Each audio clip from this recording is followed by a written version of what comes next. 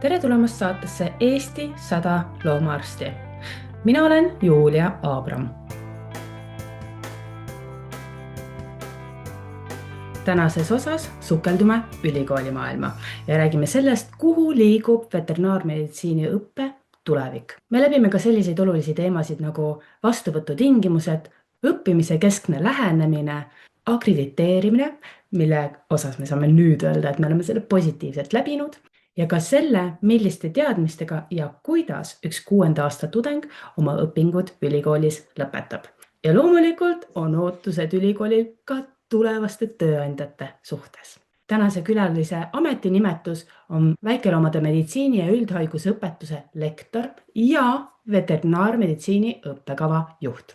See esimene pool on tõenäoliselt arusaadav, aga see teine, mida tähendab õppekavade juhtimine? Vot see vajab eraldi selgitust. Õppekavade juhtimine on strateegiline ja koordineeritud protsess, mille kaudu tagatakse õppekava kvaliteet, aja ja asja kohasus, regulatsioonidele vastavus ning lõpetajate vajalike pädevuste kujundamine. Ja nüüd see õppekava juht on strateeg, kvaliteedijuht ja koordinaator, kaasaja ja mõjutaja, rakendaja ja hindaja, suhtleja ja partner.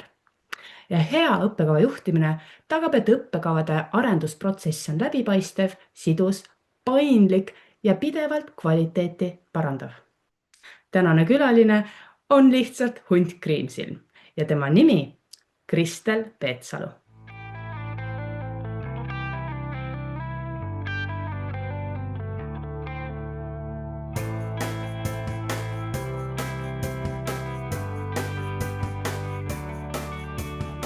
Seoses selle akrediteerimise teemaga. Ma oleks niikuinii sinna jõudnud, aga ma lihtsalt tahtsin öelda, et mulle isiklikult läks väga palju korda, et sa hommikul helistasid ja ütlesid, kuidas läks, sest et ma nagu nii elasin kaasa. Ja siis ma olen siin teistele ka jutustanud, et mulle nagu väga palju luges see asi, et niimoodi läks. Aitäh, see ongi tähtis. Et kui sa kedagi kaasad, et sa pärast ka aitäh ütled ja sa ei unusta ära neid inimesi. Ja ma ei tea, miks mind üllatas, aga Tiirats ka, kui me seal EPA-l nägime, istus minu ette maha, esimene asi, aitäh, et aitasid. Ma ei tea, kuidagi see ei tule nagu kõikidele nii elementaarselt ja siis millegipärast, kui sa satud sellise ootamatu aitähi saajaks, siis see teeb ikkagi südamelt soojaks, sest panustaks veel. Vaata, see on nagu kahe otsaga asi, et eks me kõik tahame seda ja olgem ausad, palju meid ikkagi kiidetakse. Või palju me päriselus reaalselt oma kolleegide tegemisi märkame. Ja vaata, see ongi see, et üks asi on see kiitus ja teine asi, mis vahel läheb väga korda, on see, kui keegi märkab nii-öelda pisiasja, mis tegelikult endale ei ole pisiasi, aga kas või see tuuakse sõnaliselt välja, eks ole, või keegi ütleb selle, et see tekitab teise tunde.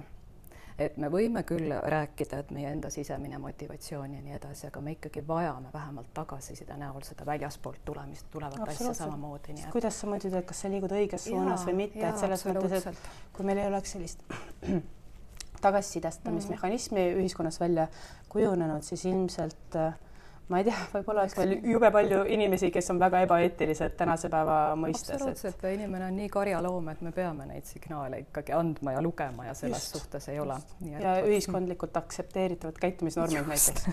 Tõsi ta on. Räägi mulle väikesest Kristelist. Mis vanuses oli see esimene mõte, et äkki tahaks loomaarstiks saada või üldse, et selline valdkond on olemas? Ja ma olen nagu see tüüpiline sisseastuja tänapäeval, eks ole, et lapsest saadik olen unistanud ja tõesõna olen ka, et mul on isegi alles mingid väga vanad kirjutised, kus ma õega olen kirjutanud, et minust saab loomaarst, ma olin vast 10, õde oli 7 ja millegipärast ma õele ei andnud seda rolli, et temast saab loomaarst ja meil on alles see, et temast saab jänesearst. Ma kuidagi oma väiksemat õde sinna allapoole, et loomaarst saab minust. Et see teadmine oli sees hästi-hästi ammu. Ja ma tegelikult tegutsesin ka selle nimel, et ma käisin abiks, ma käisin vaatamas meie sellist vallaloomaaarsti tööd, jõlkusin kaasas. Kui ma olin päris väike, siis ma käisin veel kolhoosilaudas, lehmi lüpsmas kaasas oma tädiga. Mis see vanus võis olla? No see oli päris väike, et ma arvan, 1.-2. klass siis mind juba Võrumaale üksinda suveks nii-öelda saadeti asumisele. Jah, see on ju 8 aastane. Ja see võib olla midagi taolist. Ja siis ma ikkagi veetsin kõik need suvevaheajad seal niimoodi lehmade vahel kolhoosilaudas. Et ja on isegi üks mälestus, et see oleks võinud väga kurvalt lõppeda, sellepärast, et tollal olid väljas sellised suured sõnnikuhoidlad, lahtised. Ja kass läks sinna peale ja loomulikult väike Kristel läks kassi püüdma. Ja kuidas ma sinna sita sisse siis kukkusin ja kuidas mind pärast pesu seal piimaruumis voolikuga pesti külma veega. Aga põhiline oli ikkagi see, et jah, see on selline ka kurb mälestus, need olid väga sügavad ja sellest siiamaani räägitakse meil peres, kuidas ma oleks võinud sinna lihtsalt ära uppuda. Nii et need on sellised mälestused otselt. Aga sa mäletad, kus kohast nagu päris, ma saan aru, et sa käisid ja ilmselt ju, kui õega kasvasite ühes keskkonnas, et kas tema siis ei sattunud nende loomade sekka nii palju või et kus see esimene oli ka ahaa? Ja see on, kui ma tänavaloomi korjasin juba koju, eks ole, Annelinnas me tegelikult elasime Tartus, suved olen Võrumaal, et ma pean oma juuri ja väga tähtsaks just seda Võrumaa päritolu. Ja ma ei tea, miks minul just see küljes oli. Käisin loodusmaja ringides, et kõik see pool oli ka juures. On seal peres veel kedagi varasemast olnud? Ei ole, aga mul on üks väga-väga vana mälestus, et minu isa on kahjuks nüüd surnud ja ta on sündinud siis enne sõda. Ja ma mäletan seda, et minu tädi alati rääkis, et sõja ajal oli neil talus, suur talu oli Vene sõjavang. Ja see sõjavang kogu aeg aitas seal tööd teha, tol ajal see lühike periood oli selline, et kui okupatsioonid vaheldusid ja siis see kogu aeg rääkis, et sellest poisist tuleb loomaarst. Seda räägitakse siiamaani, nii et võib olla, aga ka isast ei tulnud loomaarsti, tuli vahele muu okupatsioon ja hoopis tuli töö ehitusalal, nii et tema töötas üldse EPA-s halduses. EPA, veterinaaria, natuke nagu käib kokku ka. Mine tea jah, et mingi vähemalt kooli või selline taust, et lõpuks. Aga see teekond läbi kooli, enne ülikooli just, et kas seal oli ka veel mingisuguseid selliseid punnistusi või sügavamat huvi loomade vastu? Loomade vastu ma olen ratsutanud, et see taust on mul, hobusetallid, eks ole, selline teismelise pool oli kindlasti sealt. Aga ikkagi see talu ja vanaema ja Võrumaa ja oma lehmad ja oma lambad ja oma sead, eks ole, et aeg oli veel selline, et ma olen kasvanud ka, et ma saan tõesti öelda, et ma olen vanaema juures kõiki neid asju näinud. Et vahetevahel, kui ma loen praeguste tudengikandidaatide motivatsioonikirju, siis ma küll imestan, et väga paljudel on vanaemad maal ja lehmad ja nii edasi, et huvitav, et see on see uus vana põlvkond, kust see tuleb niimoodi jah, et ja EPA tuli kõne alla 97. aastal, ma saan aru. No kui sa nii ütled, ma olen aastaarvude peale suhteliselt kehvakene, aga eks ta tuli ja see oli ka veel selline hetk, kui ma tegelikult, mul oli mitu valikut ja mul põhimõtteliselt tiksus ka kuklas kogu aeg see, et ma proovin arsti sisse saada, aga see oli ka see, et ma tahtsin lihtsalt endale tõestada, et ma saan, kui ma tahan. Ja et sa valid. Aga ma teadsin nagunii, et ma tulen loomaarstiks, aga ma lihtsalt proovisin sellepärast, et ma saan endale öelda, et ma olen sinna sisse saanud. Said? Sain.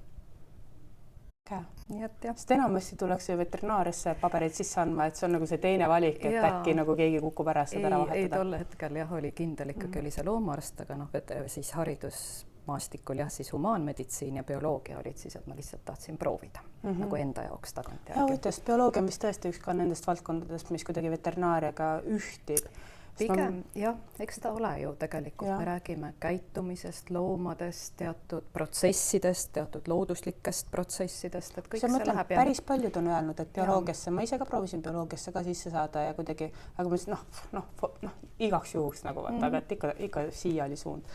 Tolle tundus, et see bioloogia, ma segasin sind, aga et on pigem nagu õpetaja suunaga ja vaata see mulle ei meeldinud. Mulle just meeldis. Mis on huvitav, et tehniliselt nüüd see ikkagi oled ju ma tahtsingi öelda, et kuidas elu on tegelikult teinud oma keerdkäigud ja uperpallid, nii et.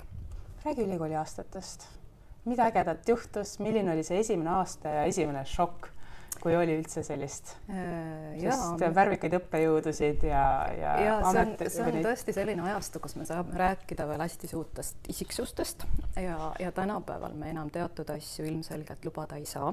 mis tol ajal veel olid norm. Nagu näiteks teatud väljaütlemisi nii üliõpilaste suhtes, teatud käitumist, et see maailm on tegelikult kadunud. Ma võiks isegi öelda, et nali naljaks, aga ma arvan, et see maailm on kadunud viimase 15 aasta jooksul, sest et isegi siis, kui mina õppisin, mingisuguse sääreluuga meid ei visatud, aga oli selliseid eetiliselt kaheldavaid kommentaare ja selles mõttes, et oli eksameid, mida sa läksid ikka väheke avarama dekolteega vastama ja ma mäletan, mul oli mitoos küünte peal joonistatud, sest et see olla õpetajale meeldinud ja mida kõik. Jah, ütleme, et eetiliselt ma ei saaks enam sellist asja kindlasti läbi lasta ja lubada, aga see ongi pigem see, et see jääb meie ajastu selliseks, et ütleme, et Suuroja legendaarsed ütlemised, me õppisime kahtlemata ka histoloogiat, aga sinna juurde käis ka nende tsitaatide üles kirjutamine või kui kellegi kohta tuli mingi ütlemine. Aga meil oli huvitav kursus ja paljudest on tänapäevani on nad loomaarstid. Ja meil olid ka huvitav kursus selles mõttes, et meie ajal oli veel teatud määral lubatud nii-öelda loomkatsed ja eesotsas Helisärega. Et minu tore kursaõde oli selle vastane võitlus, nii et ka sellised asjad on natukene läbi tehtud oma ajastu. Loomkatsed, räägi natuke lähemalt, sest loomkatse on võib-olla natukene vale sõna, räägime siis nendest konnadest, keda füsioloogias neid närvikatseid tehti ja nii edasi, et see oli selline hästi piiripealne aeg veel või kui me kasutasime praaklehmi, kasutati õppetööks, eks ole, kelle puhul see ei tuleks õnneks tänapäeval kõne allagi eetiliselt. Meil on ikkagi väga rangelt reguleeritud, kui palju, kuidas me kasutame elusloomi, meil on hetkel reeglid selle suhtes, loomade heaolu jälgimine. Et kõik taolised asjad, seda ma julgen küll öelda, õnneks on muutunud. Ja huvitavast, mina konnasid ei mäleta, aga ma väga täpselt mäletan, et kui meil oli see kalasuund, õppesuund, siis me pidime kala panema vette, kus oli mingisugune anesteesia ja siis sa pidid torkima kuskile naaskliga vahele ja ma mäletan, ma tegin sellest niisuguse draama, mõtlesin, et ma ei suuda. Ja siis mul kõik need korrad, kui oli vaja surmata see kala, siis üks kursaõde tegi ära, ma lihtsalt, ma ei saa. Jaa, aga see ongi see, miks me oleme ka täna sellises kohas ju, kus me oleme. Jaa, meil on siin toredaid mulaažid. Meil on siin, et meil on siin kõrval Stella ja siin on Ludvig ja siin on neid hulgi tegelikult neid loomi igasuguseid. Ja see ongi see põhjus, miks meil on vaja selliseid asju, et me saaksime oma esmakogemuse turvaliselt, et me ei kahjustaks loomi ja et tudengid saaksid harjutada asju. Nii, aga meil on siis nimed ka ju nendel. No need on nii nalja pärast meil siin. No ikka peab, see siin on Stella. Ja me saame talle harjutada süstide tegemist, tal on sellised mõnusad nahka imiteerivad. Äkki proovime kohe näidata siia. Opsti, tule Stellakene, ops. Näiteks siin. Et siin on täpselt selline tehtud mulaažitükk, et päris nahka järjendatud, et see tunne, kui sa tegelikult süstid, on täpselt nii, nagu sa süstiksid päris looma. Ja siin ma saan aru, et sidumist on ka tema peale õpitud. Siin on meil veenikanüülid, siin on meil erinevad silmaprotseduurid, intubeerimine, samuti suurloomamulaažid. Nii et selles suhtes kõik need baasasjad on siin tegelikult praegusel hetkel päris kenasti kaetud. Et teaks, millest me räägime ja tõesti, ma ütlen, isegi minu ajal ei olnud sellist asja. Meil olid ikka väga haisvad ja väga nagu rohkem juba ühes tükis need loomad, aga siin, mis nii viga? Eks ole, saab isegi lehma lüpsmist õppida. Ja sa saab võtta piimaproovi võtmist, saab tegelikult seal harjutada, et see on selline üks baasoskusi. Kuidas tudengid suhtuvad sellesse? Ma arvan, et väga hästi ja ma ütlengi, et see alguse sai mul saigi 5 aastat tagasi, et ma tulin peale pisikest pausi tagasi ülikooli tööle. Et ega ma siit töölt ära ei läinud, aga lihtsalt olin lastega kodus vahepeal ja siis oli hea väljakutse, et meil oli ammu vaja tegelikult sellist õpituba ja siis tuli selline huvitav pakkumine stiilis, et sulle meeldib kõike organiseerida. Nüüd ma siis tean, et mulle meeldib kõike organiseerida. Ja seda oli tore teada. Ja ära vahele võib-olla, siis ei kuku ära. Ja lõika see siis välja. Ja nii ta jälle tuli, et alustasin küll sellega, et guugeldasin korraks, et mis asi see on üldse ja siis ta niimoodi läks järjest. tagasi ülikooli aastate juurde. Konnakatsed olid nii ja naa piiri peal, enam peaaegu et ei tee. Oli tudengeid, kes olid väga tugevalt selle vastu.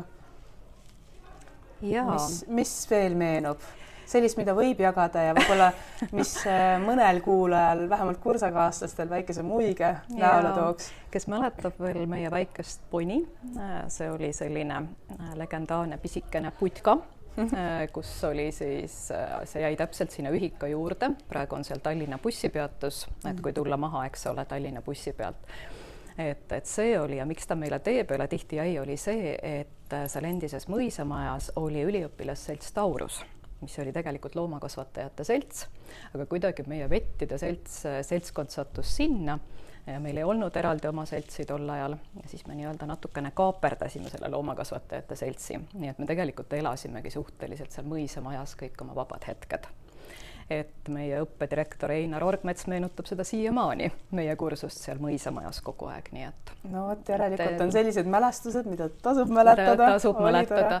Et alati, kui ma vaatan meie seltside tegevust praegu, et ma heldimusega meenutan enda aega, mis me tegime ja kuidas. Ja see ongi vajalik. Ja täpselt, rohi oli rohelisem, taevas sinisem ja nüüd on see maja ilusasti korda tehtud. Ei ole kahjuks veel. Ei ole. Mis maja on siis mingi majaga sassi? Sa jääd maja mingi teisega, sest tegelikult meie mõisa maja praegu, Kreutzwald 1, eks ole see endine. See on päris ootejärjekorras ja kahjuks ta ei ole veel. See on seal, kus Orgmets elas kogu aeg, enamik oma elust? Jah, just. Seal ma käisin kunagi klaverit harjutamas, mulle väga meeldis. Orgmets alati lubas ka väga lahkelt, et ma käisin klimberdamas natukene. Ja see oli jah veel enne seda aega, kui meil oli instituut ja kui meil olid eraldi kõik need jagatud. Tegelikult on ju hea, et kõik jälle siia toodi, sest ma kujutan ette, et ka see maja siin on nii palju muutunud, et ma mõtlen, sa oled ka siin olnud pikalt, et sa oled neid erinevaid aegu näinud, et... Juba öelda, aga ma olen tõesti juba erinevaid aegu näinud siin majas. Aga eks ta on hea, kui maja on tegelikult või kui inimesed on ühe katuse all, et ja praegu ongi meie probleem instituudis, et meil on eraldi veel, loomakasvatajad on osaliselt eraldi teises majas, meie toidu osa on teises majas ja kõik on toredad kolleegid, aga kui sa iga päev ei näe, siis tahaks lihtsalt rohkem näha inimesi, et see ongi see, et... No mis siin ikka, ega siin väike metroo sõitma panna kahe maja vahel, et siis saab kiiresti. Jah, me oleme praegu 1, 2, 3, 4 maja tegelikult, kus me instituudina ikkagi laiali asume praegu veel, nii et... Jah. Õnneks ei ole enam niisugust jooksmist, nagu ka meie ajal oli. Keemiamaja oli hoopis seal teises linna otsas. Keemia on nüüd meil täiesti siit üle hoovi. Jah, see on hea. Ja. Ülikooli juurde tagasi jõudes Suuroja oli niisugune värvikas õppejõud. Kes sulle veel meenub? Kes mulle meenub? Mulle meeldis Alaots. Et palju ma sealt nüüd neid muid teadmisi üles korjasin, aga taas. Ja mulle meeldis väga Elbi Lepp. Just, et ta oli saavutanud tol ajal juba naisena teatud positsiooni ja ega meil ju väga palju neid ei olnud naisi. Ja tema lihtsalt selline täpsus, oskus ja siiamaani see tema nii-öelda koolkond Tõnu Järveotsa näol ikkagi kestab, et see mingid asjad on väärt nagu ikkagi siiamaani ülevõtmist, nii et... Huvitav, et on inimesi, kellelt on õppida läbi aastakümnet, et siin kõik võib ümberringi muutuda, aga tegelikult see... Mingid baasasjad ja mingid asjad ikkagi jäävad kindlasti. Jaa, ma just mõtlen, nii toredasti muutunud. Kuidas sina tudengina läbi nende 5 aasta siis arenesid ja et mis suunad olid ja ma saan aru, et ilmselt ikkagi praktseeriv loomaarst oli see suund, kuhu minna, aga ka väikeloom, suurloom, et kuidas see otsus tuli? Mul on nagu selline päris, ei ole sellist algusest peale, et ma oleks teadnud, mida ma täpselt tahan.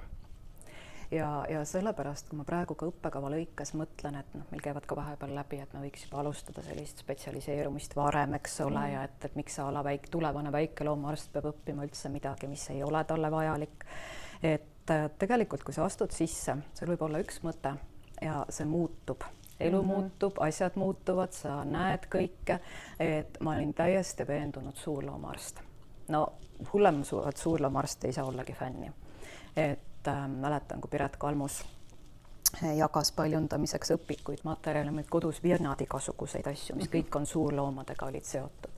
Ja see väikelooma pool, see tuli hoopis hiljem, sellepärast, et ma õppisin isegi peale lõpetamist siis ma ei olnud enam nii suurlooma huviline, et elu oli juba näidanud, et on ka muid toredaid asju.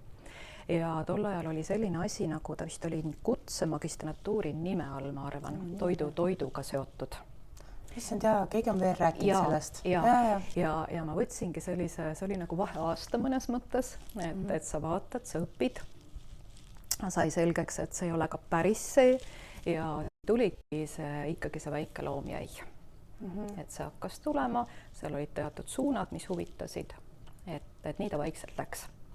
Ja ma olen väga ettevaatlik nende tudengite suhtes, kes tulevad ja ütlevad, et minust saab see või see. Jah, võib-olla on tõesti see järjepidevus olemas, nad juba teavad, neil on kogemus ja nad tulevad siia teatud eesmärgiga, ka ei pruugi. Ja nii huvitav, sest et päris mitu külalist, kes mul siin podcastis on käinud, on ka rääkinud, et nemad olid padu ühes suunas ja siis mingi hetk käis klõks ja siis mõtlesid, et miks ma ei õppinud siis nagu mingid natuke tõsisemad seda suurlooma või mingid muud, et tekivad sellised hetked, kus nad mõtlevad siiski ümber. Kas, võtta nüüd sa tegeled ka õpetamisega ja sa rääkisid enne, et õpetamine ei ole võib-olla selline teema, mida sa oleks tahtnud, sest bioloogia... See kunagi ma ei kujutanud ette, aga praegu ma ei kujuta jälle mitte midagi muud ette. Ja, sest sul oli vahepeal ju periood ka selline, kus sa väga praktiseerisid väikeloomakliinikus, eks ole? Jaa, ma olin ikkagi meie Maaülikooli väikeloomakliinikus, ma mäletagi üle 10 aastale, ma kindlasti seal töötan. Ma kohe vaatan siin targast tahvlist, eks ole, mis siin ütleb, et... No, sa oled ikka siin päris mitut asja toimetanud, õppekoordinaator ja mul on vist nii 2004 kuni 2019. Ja, see klapib, aga seal on ka, jääb sisse nagu selline see praktiseeriv loomaarstitöö, siis jääb ka kliiniku peaarstitöö, et mis jälle viis nagu nende asjade pigem organiseerimise ja korraldamise juurde lõpuks ikkagi välja, nii et kõik on nagu vaikselt sinnapoole läinud. No aga esimene päev kliinikus tööl, mäletad? Ei mäleta. Sellepärast, et kliinik oli remondis, uut kliinikut ehitati, meil ei olnudki kliinikut, ma arvan, et me olime kuskil maja mööda laiali, kile oli igal pool, sellepärast, et jah, just seda uut kliinikut ehitati, praegu, mis on siis väga vana kliinik, eks ole juba, aga siis see suurloomakliinik ja kõik see pool ju tuli sinna juurde, suur segadus oli, hästi kitsas oli ja oligi selline, kõik olid ajutised pinnad. Miks siia, mitte kuskile mujale? Ülikool on maagiline sõna ja natukene ka juhus, et jah, kuna ma läksin siis Pharmaxisse tööle Tartus ja tuli ka tööpakkumine siia lihtsalt ja see kõik on nii loogilist rada mööda kogu aeg läinud, iga järgmine samm on kuidagi tulnud lihtsalt õigel hetkel. Ja. Mis panebki mõtlema nende väikeste hetkede peale, mis tegelikult mõjutavad kogu sinu järgmist elu. Sa nogutad kaasa, sul on selliseid olnud? On ikka või kas võib ütlema praegu see õppepool ja õppekava juhina, et see tuli ka täpselt õigel ajal ja ma täiesti nüüd saan aru, et ma olen leidnud täpselt selle, kuhu ma olen kogu elu teel olnud, nii et haridus.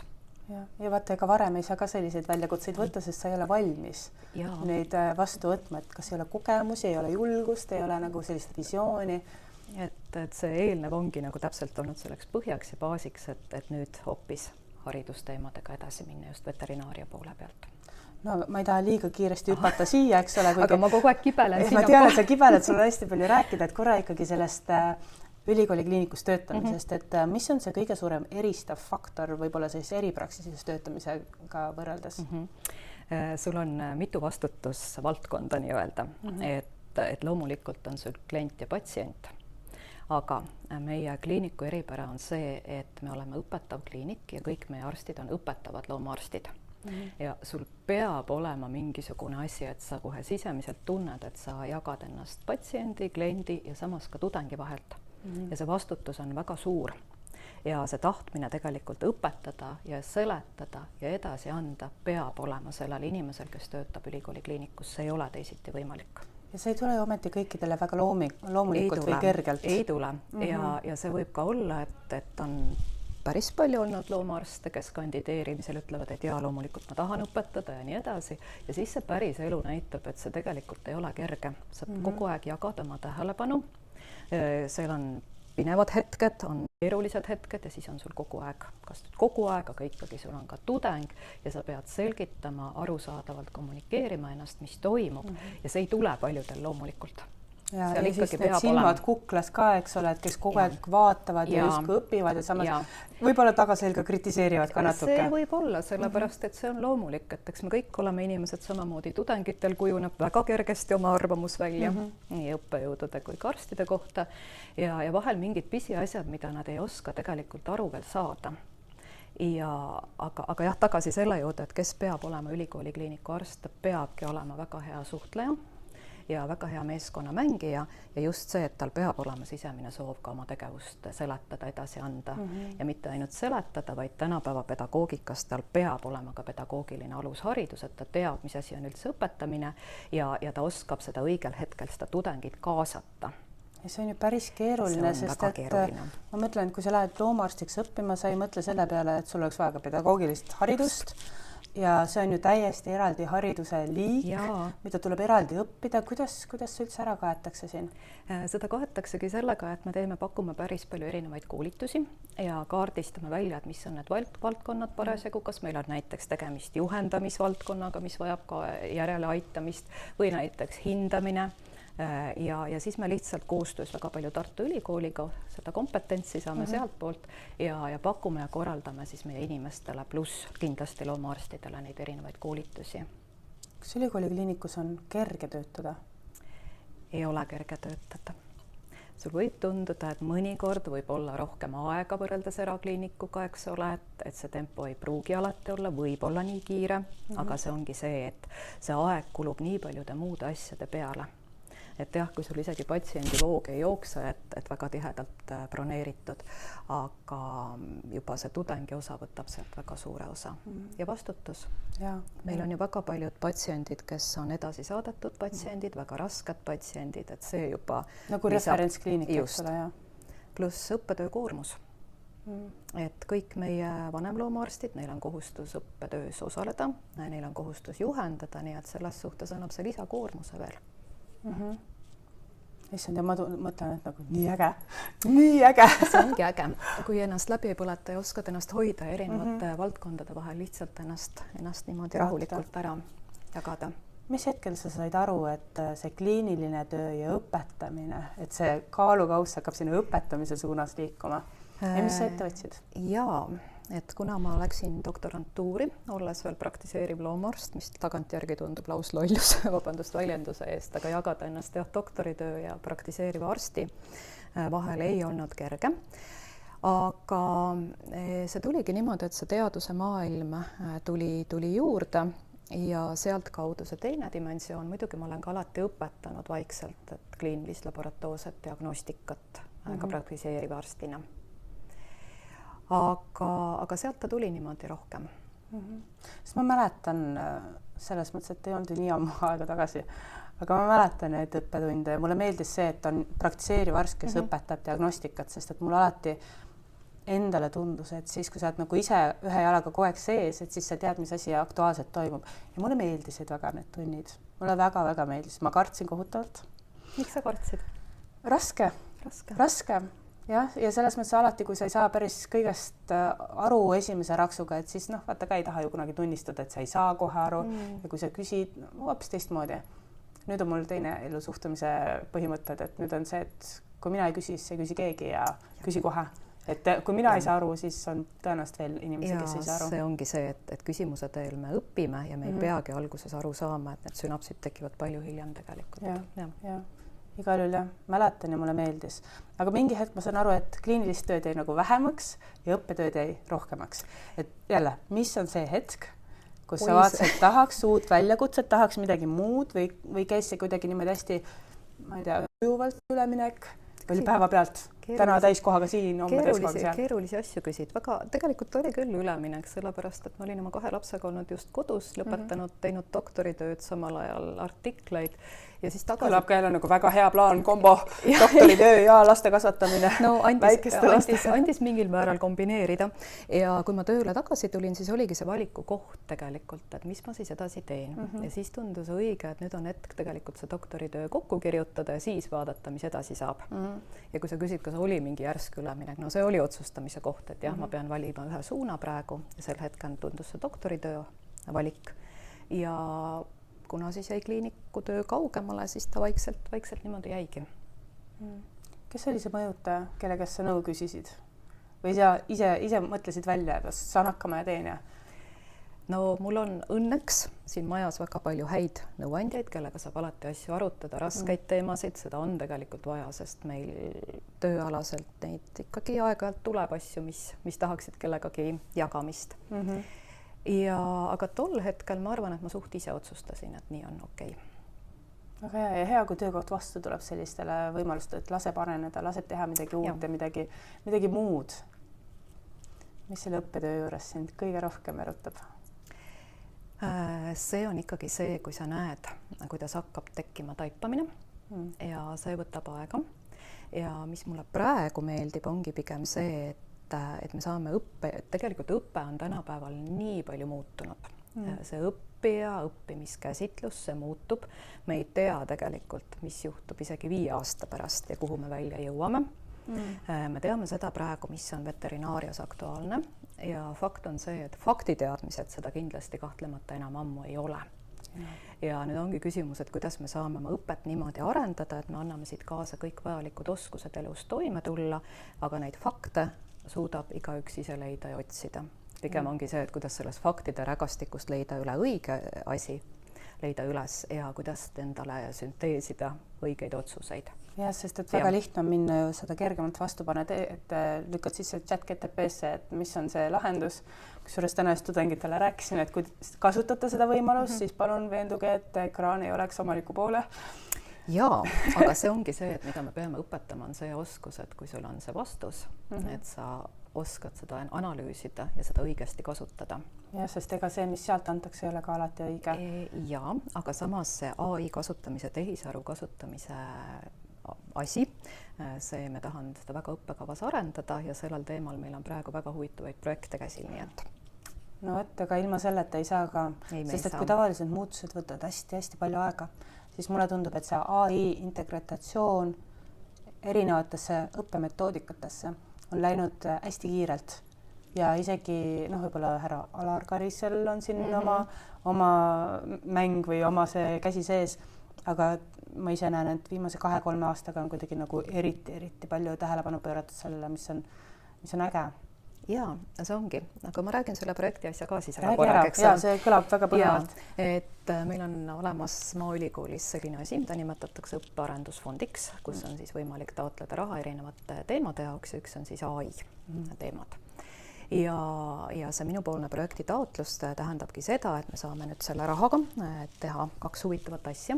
Et esiteks meie tudengid lõpetavad tänapäeval kõik lõputööga. Me räägime siis nii-öelda magistritasemel lõputööst ja alati on küsimus, kas alati, aga väga paljudel tudengitel on küsimus, et miks ma pean lõpetama lõputööga, juhul kui ma ei kavatse hakata elus kunagi teadust tegema, eks.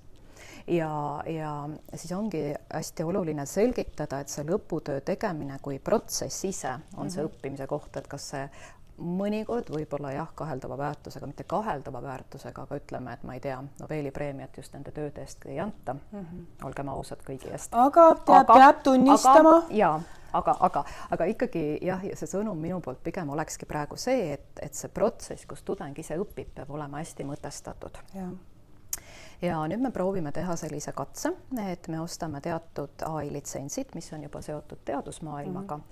Meil on teatud siis lõputööde juhendajad ja lõputööde tegijad ja me täiesti mõtestatult proovime seda AI-d kasutada kirjandusülevaate tegemisel. Et me lähme sellega ja minu väga hea kolleeg Tarmo Niine veab seda suunda praegu. Ja see tundub talle väga täpselt sobivat. Ja see on täpselt talle, nii et mul oli hea meel, et ta võttis selle poole just ja pakkus välja. Ja teine pool on see, et me võtame oma õppejõud pilootprojektina siis kuskil 10 inimest ja me kasutame seda mõtestatult oma õppetöö ettevalmistamisel ja iga õppeaine õpiväljundist tuleb ka siis selline AI kasutamisõpiväljund. Õpiväljund on siis see tänapäeval, eks ole, mis kirjeldab ära, mida me tahame, et tudeng, mis kompetentsi ta saavutab pärast meie aine läbimist ja õpiväljundid on need, mida hinnatakse. Et ühesõnaga see tehisaru tuleks ka sinna sisse, et see sama korda siis seda õpilaste poolt aitab neil mõtestada seda, et tehisaru kasutamist. Aga see ei ole väga mõistlik selles mõttes, et me ei saa ilma selleta enam. Maailm liigub nii kiiresti ja ma ka siin tudengitele ikka räägin, et lõputöö on väga kasulik, isegi kui arvad, et sul ei ole seda vaja, sest et minu elus on mitmeid kordi tulnud ette olukordi, kus ma mõtlen, et issand, kui hea, et ma selle ära tegin. Ja noh, mul vedas ka, et mul nagu Matiga koostöö väga sobis ja meil kuidagi nagu poolelt sõnalt, et lihtsalt läks nii hästi selles osas. Ma mäletan su lõputööd, see oli huvitav. No me tegime selle huvitavaks selles mõttes, et kui sa ise särad ja vaatad, et oi, mis seedekesed, mis asjad, mis hallitused välja kasvab. Tuleb külmkapist, eks ole, ja mida põnevat kõike tuleb ja siis noh, raske on nagu mitte ise olla rõõmus ja hästi huvitatud sellest, et see oli väga vahva.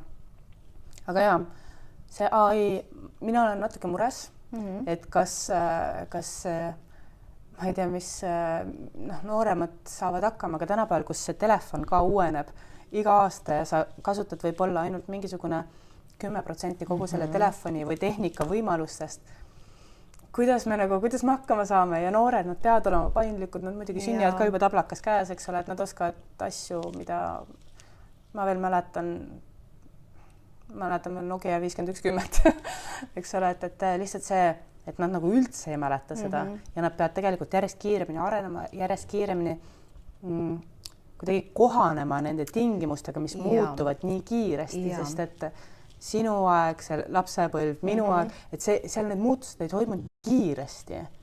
Nagu oli aeg atra seada, nüüd on niimoodi, et kohe süstikuga. Jaa, aga see ongi see, et kui palju me peame seda kiirust rõhutama ja selles suhtes mulle meeldib Jaan Aru lähenemine, et sa ikkagi ise lood endale oma selle maailma, oma fooni, sa võtad ja otsustad ise lõpuks, kui palju sa kasutad, kui palju sa lased tehnoloogial oma aju mõjutada. Ja, kes kasutab keda ja kes mida. Just, et kuidas see käib, et ma usun, et tänapäeva lapsed on ka mõnes mõttes jälle see teadlikum suund, et sa oskadki piire seada. Et seda suunda tuleb ka kindlasti edasi anda. Jah, täiesti nõus. Seoses rohkem keskendumisega õppetööle ja ma tean, et sul on palju toredaid projekte olnud ja mõned toredad on nagu toredad ja mõned on nagu päriselt toredad. Ma väga tahaks rääkida ühtepidi akrediteerimisest, aga teistpidi ma tean, et meil on siin ka üks Gruusia teema, mis on ka väga-väga äge. Kummast sa tahad alustada? No akrediteerimine on väga aktuaalne ja sellest võikski jääda rääkima tunde tegelikult, et mis asi see on ja miks see vajalik on ja kuidas meil läks. Meil alles äsja oli see. Ja aga no räägime Gruusia ära. Räägime Gruusia ära. Gruusia on selline, ütleks, hobi, aga väga meeldiv vaheldus. Ja tegelikult see minu Gruusia vaimustus sai alguse tänu Toomas Tiiretsile, sellepärast, et tema on aastaid olnud Gruusia fänn ja tal on väga ägedad ja toredad koostööprojektid olnud. Ja kui ta siis sinna esimesse projekti mind kaasas, ma ei osanud nagu väga midagi arvata. Et tuleb minna rääkima, on ülikoolide õppejõud, tuleb rääkida haridusest. No jah, huvitav maa, eks ole. Ja olles esimene kord seal ära käinud ja see esimene kogemus, et selle baasilt ma olen nüüd 2 korda veel seal käinud õpetamas ja võt see on tõesti see, mis iga kord on sellised mälestused ja mis toidab hinge ja mõtled, et vahel, kui on raske jälle mingi toreda asja peale, mis seal juhtus ja kuidas, nii et... Mis seal on teistmoodi? Mis on see, mida meie loomaarstid siin Eestis saavad pakkuda sinna? Gruusia on suur maa. Ja Gruusias on õige mitu ülikooli. Neil on mitte just eraülikoolide süsteem, kus õpetatakse loomaarste. Ehkki väga paljud õppejõud on neil nende 5 ülikooli sees ühised, sest õppejõud ei jätku. Lihtsalt roteeruvad. Just, ja. Aga nad on selline, ongi see ülemineku etapp. Et neil on veel jäänud hästi palju sellist vana süsteemi haridust ja on ka uued, nad teevad ka väga uusi ägedaid asju ja see ongi selline vahepeale üleminek. Ja just see soov ja tahtmine ja see viimane kord, kui me käisime, mul oli väga tore seltskond oli meil, et Eda Leole, kes õpetab ka siin õpitoas meil, ja siis Kristi Praakle ja see eesmärk oligi veterinaarhariduse edendamine ja me rääkisime eelkõige aktiivõppemeetoditest, ehk selline ja me tegime seda koolitust sellisel aktiivõppemeetodil läbi ja vähemalt inimesed tulid kaasa, et see on see tore, et nad näitavad välja kohe. Te käisite õpetamas õpetajaid? Me käisime õpetamas õpetajaid, nii et ma olen tegelikult 3 korda käinud õpetamas õpetajaid. Mis tunne on õpetajaid õpetada? Sest ma just mõtlen, kas on sellist sarnaseid, ma ei tea, siis külgi tudengitega või et ka sellised on sellised, kes istuvad nurgas, ei taha midagi kuulata ja siis on sellised, kes kuulavad niimoodi tooli otsa peal istuvad, et jaa, anna teadmisi. On ja esimene kord, kuna seal on probleeme ikkagi inglise keele oskamisega, eriti vanem põlvkond, siis mul on 2 korda olnud selline juhus, kui ongi siis sünkroonga tõlkega toimunud protsess. Et esimene kord oli konverents ja siis ei ole hullu, et kui sul on suur saal, suur publik, eks ole, sa tõesti esined. Teine kord oli ülikoolis, kus on väga edumeelne siis dekaan ja kes on just ise huvitatud õpetamisteemade arendamisest. Ja see oli selline imeline, et me olime ühes Ida-Gruusias piirkonnas ühes hotellis nädal aega, meie koolitajatena ja nemad koos ja see oli see, kui sa tunned, et elus esimest korda, et kõik tahavad. Ja see viimane koolitus oli jälle huvitav, sest me tegime selle aktiivõppe meetodite koolituse, mis tähendab, et sa pead neid kasutama klassiruumis ise ka ja samas on sünkroontõlge.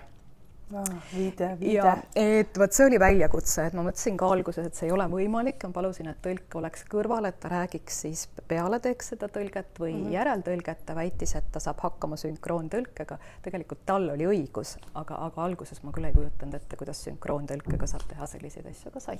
Ja ma ikka alati imestan, kuidas need sünkroontõlkijad üldse hakkama saavad, tundub lihtsalt, oh my god, isegi kui ma mõtlen oma peas järeltõlget, siis ma jooksen omadega väga kuskile ummikusse, aga erialast veterinaariat, sünkroontõlget, et peab ikkagi väga pädev ja väga hästi keelt valdama. Eks meil on ka omad paroolid jäänud sealt või naljakad asjad, et see esimene kord, kui mul oli siis haigusjuhtum laenatud Piret Kalmuselt, võtsin suulooma juhtum ja vaatasime kuidas seda üles ehitada ja kuidas teha ja siis me ka, et mis sellel lehmakesel siis viga on ja siis tuli gruusia keeles üks vanem härrasmees midagi ütles ja siis tõlkis niimoodi, et jah, et unhappy cow needs to get married mulle. Meil on siiamaani see parool Kristiga omavahel, et selge asi oli paigas, eks ole. Ja siis see õppejõud oli pärast väga pahane tõlgi peale, et ta üldse tõlkis, et ta tuli vabandama, et las ta olla. Tõlkis valesti. Elu on nii nagu on, eks ole. Et selles mõttes on tore, kui sellised naljakad hetked ka juhtuvad ja on mida kaasa võtta, sest et need on ju need, mis kannavad edasi ja need hästi toredad mälestused panevad sind tegema neid sarnaseid või otsima neid sarnaseid emotsioone uuesti, mis tähendab, et sa lähed küll sellest oma mugavustsoonist välja, sa lähed ja proovid uuesti saada seda kas hahaad või seda heureka momenti ja absoluutselt, et kui ikka tudengil sa näed, et tulukene vaikselt põlema läheb, siis see on sinu enda jaoks nagu nii äge asi. Ja nagu nad ju räägivad, et ega asi ei ole päriselt selge enne, kui sa oskad seda õpetada, nii et teine inimene aru saab. See on üks asi, et läbi selle õpetamise sa õpid ise, aga see õpetamine ongi muutunud, see mõiste ju tänapäeval, et sellist klassikalist, et ma lähen nüüd klassi ette ja ma võtan oma materjalid lahti ja ma hakkan teile nüüd rääkima, kuidas asjad on. Tegelikult ju see ei ole enam õpetamine. Sest loengus võib olla hea, kui 10-20% üldse kuskilt midagi. Jah, aga seda on meeldiv kuulata. Ja sellepärast ongi alati see illusioon, et kui on hea loengupidaja, loeng, et ma nüüd õpin. Aga tegelikult see ei ole nii. Ja seda tudengitele selgeks teha on mõnikord ka päris keeruline. Ega minu arust meil ei õpetada õppimise kunsti. Ja see on see asi... Tänapäeval jälle, kõik ressursid on nii lahti, lihtsalt võta YouTube, võta mis iganes, trüki sisse how to learn ja sa leiad nii palju kasulikku infot, mida ma arvan, et enamik ei oska isegi otsida seda, sest ta ei tule selle peale, et seda on võimalik õppida. Aga sellepärast meil ongi, et meil on esimesel kursusel sissejuhatav aine, esimesele kursusele, et nad õpiksid üldse ja kohaneksid meie ülikooliga, seal on kõik alates õppekorraldusest, kuni psühholoogid käivad rääkimas ja nüüd me kindlasti lisame sinna ka õppimise, kuidas õppida teema, et seda küll käsitletakse, aga seal on vaja natukene seda tänapäevast, kuidas asju meelde jätta, kuidas vahepeal peab asju unustama selleks, et üldse need uuesti tuleksid. Et kõik sellised väiksed nüansid, et lapsed, üliõpilased, ma ütlen armsad lapsed, ma ikkagi kogemata vääratan, aga esimene kursus on veel natukene lapsed, olgem ausad mõnikord, heas mõttes. Absoluutselt nõus. Ja et nad õpiksid ka just seda mõtestatult aru saama. Või see, et miks me teeme vahel midagi, mis tundub nagu väga kole ja miks me sunnime neid ise mingeid asju tegema. et sellesama Gruusia kogemusega on praegu, et ühe ülikooli dekaan, kes nüüd väga palju kasutab just seda aktiivõppemeetodeid ja sellist õppijakeskset lähenemist ja ta on tegelikult päris hädas, sest ta kirjutab mulle, ta on natukene, tahab jagada oma frustratsiooni, et tudengid on sellele väga vastu, et miks nad peavad tegema. Et see ongi see, et õppimine on pingutus ja see on see mantra, et õppimine vajab pingutust ja mõistlikul määral stressitaset. See ei tohi olla selline stressitase, mis sind halvab, lukku paneb, eks ole. Et see peab olema turvalises keskkonnas, aga sa pead enda jaoks järgmist aastat pingutama. Mitte kellegi teisega, võrdlema ennast teisega, aga enda jaoks selline, et siis sa päriselt õpid ka. Mis asi on aktiivõpe? Me räägime, tegelikult võib-olla oleks hea kasutada sõna nagu õppimiskeskne lähenemine. Et aktiivõpe on lihtsalt aktiivõppemeetodid, et me kasutame teatud meetodeid, et tudengid ise mõtlevad, pingutavad ja meil ei ole seda loengupidamist, et ma vatran seal 2 tundi. Siis vahepeal kasutati väga pikalt ja tegelikult Eestis kasutatakse ka siiamaani, öeldakse õppijakeskne lähenemine. Aga hiljaaegu koolitusel tuli mõiste sisse õppimiskeskne lähenemine. Hullult meeldib see mõiste, et see ei ole nii, et me anname tudengile kas nüüd ainult võimalused või vabadused, et see õppijakeskne minu jaoks tähendab natukene sellist tudengile liiga suunatud, aga õppimiskeskne lähenemine ongi see, et me kõik oma jõupingutuse ja ressursi suuname sellele, et me tõesti päriselt ka õpiksime. See eeldab, et sul on tahe üldse midagi õppida. Sul on esiteks tahe, aga sul on ka sellised meetodid õppejõuna, et sa saad anda teatud harjutused, teatud lähenemised, et kas siis rühmatööna või individuaaltööna hakkavad tekkima seosed erinevate asjade vahel. Ja kui see pusletükid läheb kokku, siis on tulemus. Ma ütlen, seda nimetatakse osaliselt ka selliseks loominguks, et kui sa oled loominguline inimene, sul on nagu omad niisugused mõttemullid ja loomingulisus on see, et kuidas sa need erinevad mõttemullid omavahel kokku lükkad. Ja siis minu arust see on see huumor, sarkasm. See on täpselt see, et sa võtad mingisuguse mulli, keerad selle hoopis teistpidi ja siis sa saad sellise tulemuse, kus inimene ei oodanud, et sa liigud sinna suunas ja see teeb selle asja naljakaks. Et ja kui kõik tahaks õppida ja vahel on läbi selle ei taha ka. Ja ma olen aru saanud, et kui ikkagi see õppejõud või õpetaja ise on silm särab ja tahab teha oma tööd, tahab anda, siis tudengid kuulavad. Ja oskus ongi oskus ei ole õpetada neid, kes ise tahavad, vaid oskus ongi kaasata need, kes tegelikult on mingil põhjusel ja neid põhjusi on palju. Et ega 6 aasta jooksul mõtle ise, et kui palju probleeme on elus tuleb, mis iganes, eks ole, tudengitel samamoodi, et me ei saa eeldada kogu aeg, et tudengi silm särab 6 aastat absoluutselt igas aines, iga päev, eks ole. Et sellega peab arvestama. On töö, tänapäeval ei ole võimalik sul õppida, kui sul ei ole tõesti vanemate tuge, sa pead töötama, väsimus, motivatsioonipuudus, kõik asjad tekivad ju nende 6 aasta jooksul. Kuidas sa selle kõigega hakkama saad? Kuidas ta tuleb toime? Ja sellepärast ongi meil, ma arvan, et üks meie edulugu praegu ongi näiteks vaimse tervise aine loomine. Et räägin sellega ära. Mul on väga hea meel, et selline aine on olemas. Et ma alustasin sellega ka, ma arvan, ma jälle ei tea aastat, ma pakun 3-4 aastat tagasi jälle pilootprojektina, et tegime siis valikaine ja me saime väga toredad kliinilised psühholoogid, kes olid nõus panustama ja siis peale seda pilooti oli see juba teise kursuse õppekavas, nii et ma arvan, et 3 aastat on kindlasti meil juba see olnud. Ja selle aine nimi ongi loomaarsti vaimne tervis ja enesehoid. Et see ütleb ära, et sa tegeled enesega, sa õpid ennast tundma, sa õpid ennast hoidma ja ühest küljest see on tulevik, eks ole, see loomaarsti teema, aga teisest küljest see aitab ka väga palju tudengeid praegu. Absoluutselt nõus. Ja olgem ausad, see tagasiside alguses oli väga mõlemad äärmused olid need, kes tundsid, et miks me peame tegelema sellise asjaga, see ei ole ju mingi õppe, eks ole, miks ma pean tegelema iseendaga, aga nüüd on natukene see foon maha läinud, et tudengid ikkagi saavad aru, et neile on see kasulik. Jah, teadlikkus kasvab. Ja selles mõttes, et ega on päris palju asju, kus me ei tea, miks meil seda vaja oli. Vali ükskõik, mis negatiivne elukogemus, miks mul seda vaja oli. Ja siis paremal juhul saad selle hindsight window'i kohe kätte, halvemal juhul aastate pärast, aga alati on see, et nüüd ma tean, Jaa. miks mulle see kasulik oli. nii et selles See, jah. suhtes jah. Kuidas sa sattusid õppemetoodika komisjoni?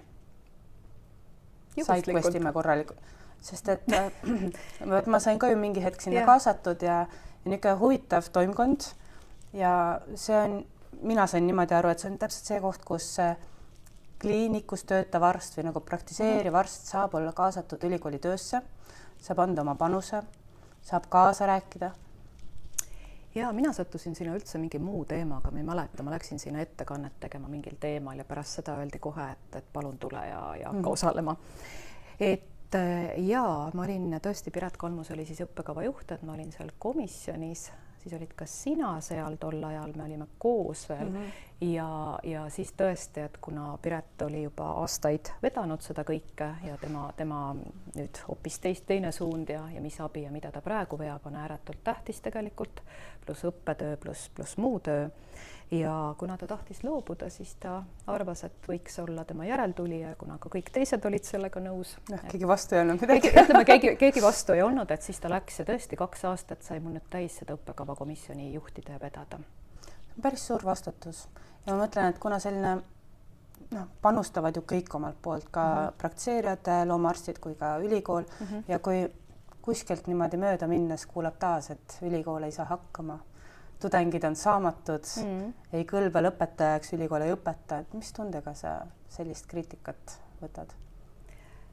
Hetkel võtan niimoodi, et ma tean meid, ma tean, mida me teeme ja ma tean, et me ajame äärmiselt õiget asja.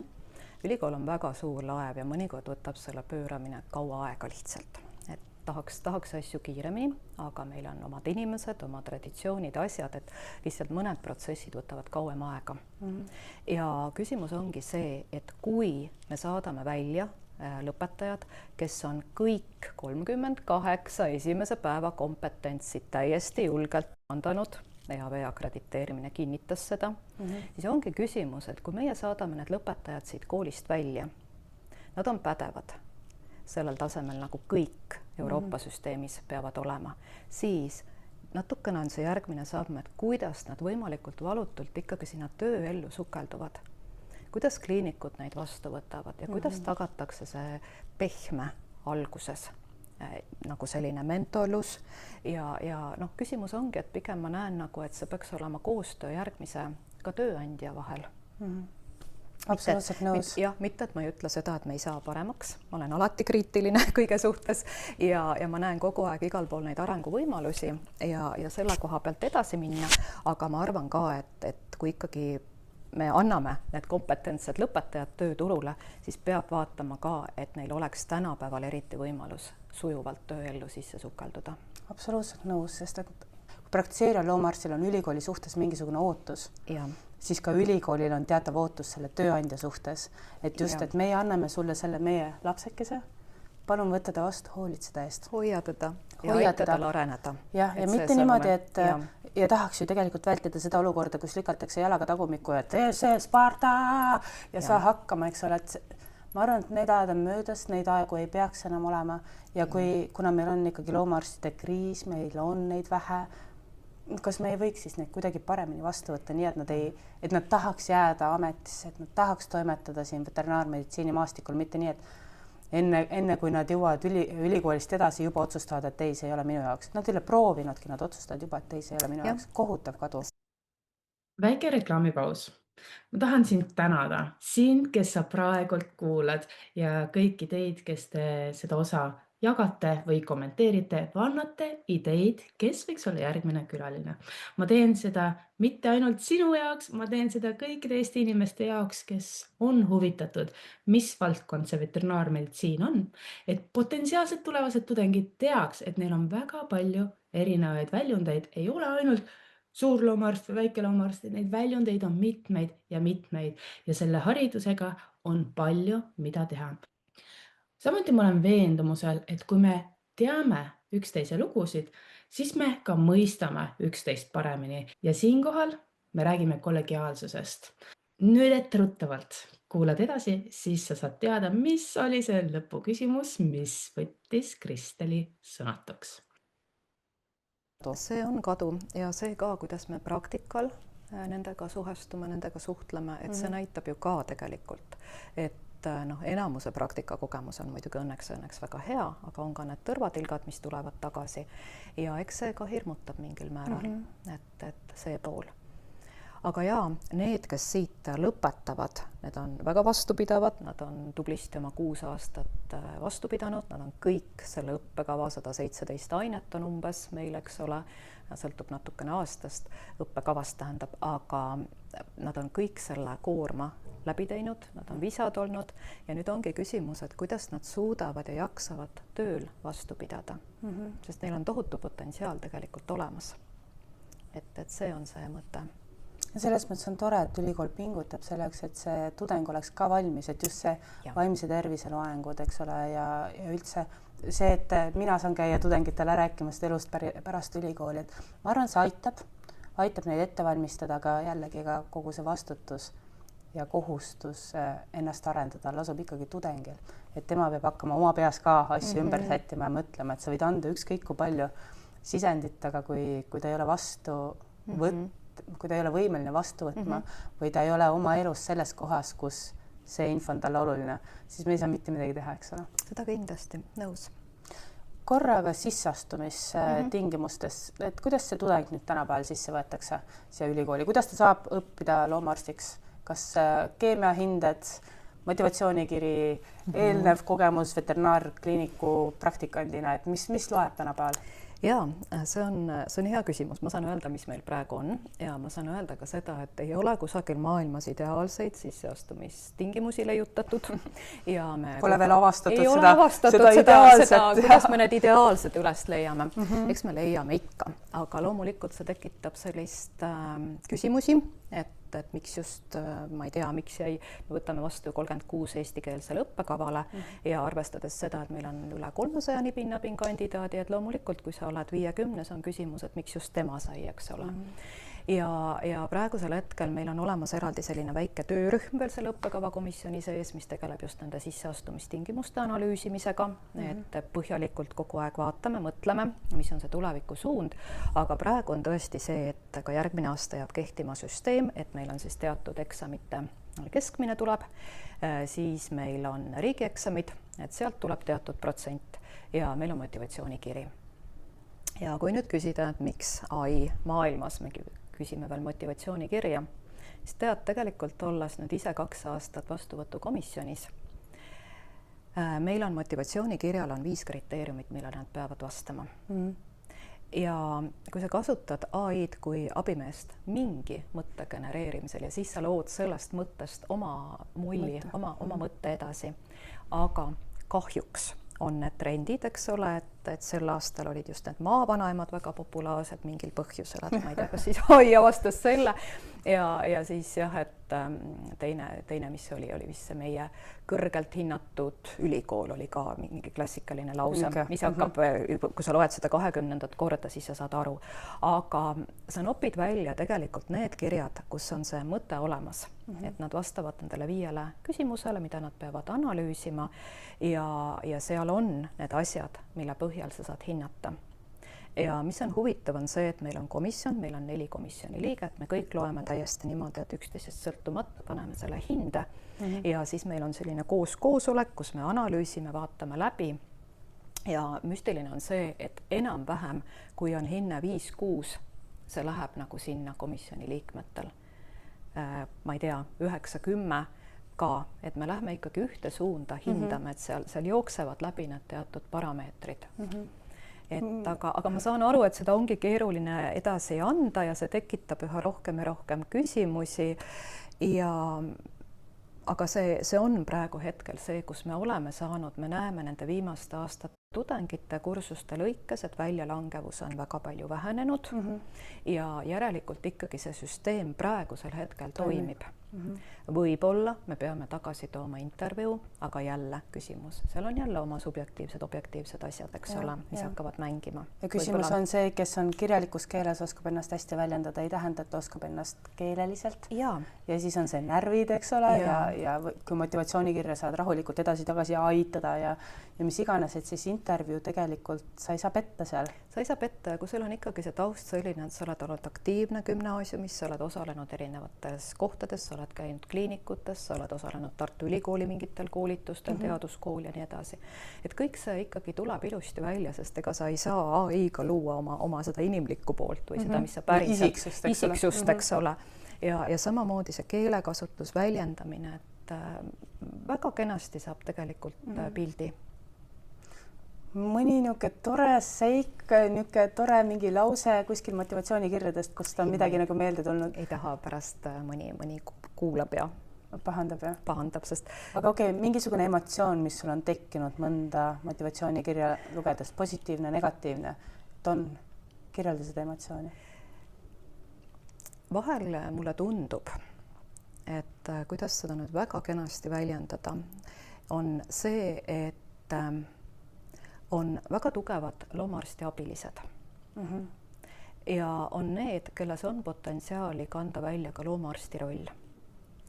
Ja on teatud väike kategooria, kes kindlasti võivad olla äärmiselt head loomaarsti abilised. Aga see koht ei ole päris siin. Ja sealt tekibki see pahandamise moment, et kui ma olen 10 aastat piltlikult öeldes töötanud loomakliinikus, et miks mind välja ei valita. Aga seal meie õpingute akadeemiline taust eeldab seda, et sul on ka ikkagi hinded, mis näitavad ka seda akadeemilist võimekust, nii kaua kui meil ei ole teist teed, kui me ei tee teste ja nii edasi. Ja see pool on ka. Ja vahel me unustame ära, et loomaarsti töö ei ole ainult kätega millegi tegemine, et sa võid olla äärmiselt osav, aga ma ei tea, kui suur on roll tänapäeval selles üldse. Võib-olla ongi see, et meil on vaja väga häid ja kompetentseid loomaarsti abilisi. Et see sõnum võib olla väga järsk, aga need peavad koos olema. Ja siis mul ongi vahel natukene kahju, kui mõni inimene tõesti ta püüab, aga samas on näha, et see hindeline pool, kõik see teine pool ei tule sinna järgi. Ja siis see solvumismoment, et miks mind vastu ei võeta, see võib olla pigem ilmselt ka see, et nad ei saa aru, et kui niimoodi nagu seletada, nii nagu sa praegu seletasid ja sa tegid seda väga kenasti, siis ma saan aru. Sest ka mul on olnud küsimus, et aga miks nad ei saa, et nad nii väga tahavad, neil on nagu kliinikud on nõus nende eest maksma, nad on nagu nii valmis ja nii usuvad sellesse inimesse ja siis, kui ta tõesti ei saa, see on kohutavalt kurb. Aga samas tasub tõesti teada ja endale alati sisendada, et meil on vaja häid abilisi ja väga palju häid abilisi käivad rahvusvaheliselt koolitamas teisi abilisi. Et see, et nad ei ole praktiseerivad loomaarstid või loomaarsti haridusega, ei tähenda, et nad oleks kuidagi vähemad. Nad saavad ennast teostada ka selles valdkonnas ja ma ütlen, ma olen kuulnud väga häid abiliste lektoreid, kust ma olen ise väga palju koju kaasa võtnud. See, et see nagu üliäge. Me peaks olema Eestis just, et me peaks seda loomaarsti abilise süsteemi aitama järele, et see oleks tõeliselt väärtustatud amet. Ja siin on inimesed, kes võitlevad selle eest. Ja just ma väga hindan ja ma tean ja ma väga loodan, et see läheb nagu järjest edasi, et me jubedalt väärtustame seda suunda samuti. Aga jah, et kui sa küsisid, et mis on nagu, et siis mõnikord on lihtsalt kahju, et võib-olla ongi see selline unistamine on tore, aga seal peab olema lisaks. Need on jälle need oleksid, kui vaid ja tegelikult ega me peame ju elus hakkama saama nende kaartidega, mis meil on juba välja jagatud. Räägime akrediteerimisest, sest et see on niisugune kuum pirukas, mis siit peaaegu nüüd on nagu kuum kartul, mis on oma käest nüüd nagu peaaegu ära visatud. Me nüüd veel ootame viimaseid tulemusi. Me ootame veel 2 viimast nädalat. Räägi sellest protsessist, et akrediteerimine käib iga 5 aasta tagant. Iga 7 aasta õnneks. Aga mulle tundub niimoodi, et nii kui see üks akrediteerimine tehtud saab, nii hakatakse ette valmistama juba järgmiseks, et see on nagu niisugune pidev, kogu aeg muudki tehakse seda. Ja sa oled olnud nüüd käte-jalgadega ikka täitsa sees selles protsessis. Mida see endast kujutab? Ja, et mis asi on üldse akrediteerimine, eks ole? Ja, mis asi on üldse akrediteerimine? Ja, see võib olla mis iganes akrediteerimine, aga me räägime siis Euroopa veterinaarhariduse siis sellisel tasandil akrediteerimist. Ja Euroopas on jah olemas organisatsioon, assotsiatsiooniühing, mis siis koondab Euroopa veterinaarharidust andvaid kõrgkoole ja lühend inglise keelest tuleb EAB ja selle all me seda üldiselt mõistame. Ja see korraldab siis koos Euroopa Loomaarstide Föderatsiooniga siis seda akrediteerimisprotsessi, et seal on loodud omaette süsteem selleks, aga detailidesse vast ei hakka minema. No niimoodi, et tavakodanik, et saaks aru, mida see kõik tähendab. Mida see kõik tähendab? See tähendab seda, et me tagame selle akrediteerimisprotsess on nagu selline kontrolliprotsess, et see haridus, mida meie siis siin pakume, vastab teatud Euroopa kõrgharidusruumi standarditele, kõrgharidus siis kvaliteedile. Et see on tegelikult kvaliteedikontroll.